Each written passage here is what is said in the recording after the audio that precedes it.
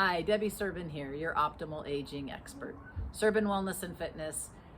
Again, we're trying to share some information with you. Typically, when I do these videos, it's because someone has asked me a question, and I figure there's more than just one person out there with the same question. So today, frozen shoulder.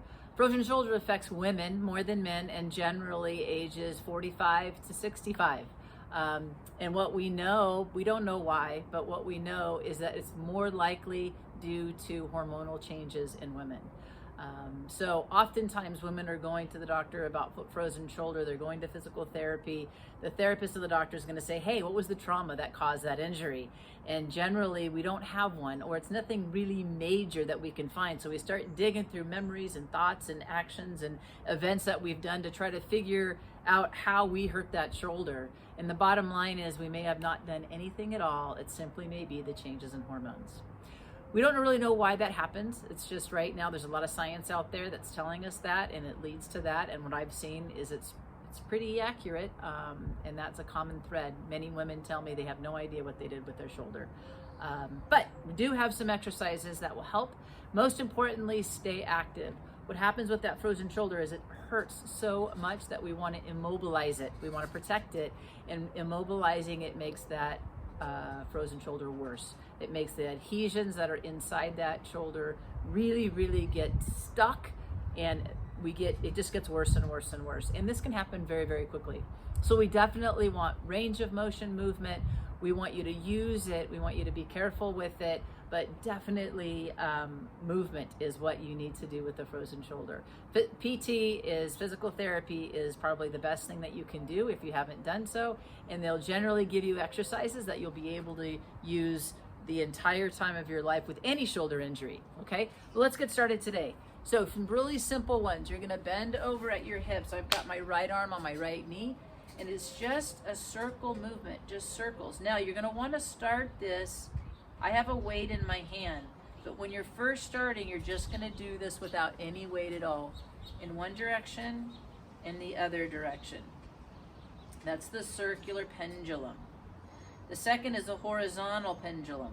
Just exactly like it stated. You're gonna move that arm back and forth. And then what I call is brush strokes. You bend your elbow and bring it back and forward. Back and forward. It's abduction and adduction of the shoulder, but really it's just like if you were painting brush strokes along a canvas. Okay?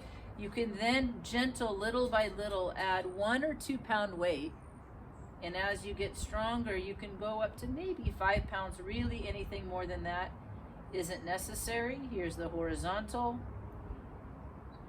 and then the brush stroke. Pretty simple exercises. The last one is going to be a gentle stretch. Now this one can be done. I just have a yoga strap. It has a lot of little loops in it. I really like this one because it's multi-use, and you can kind of stick your thumbs in there and get a nice grip on it.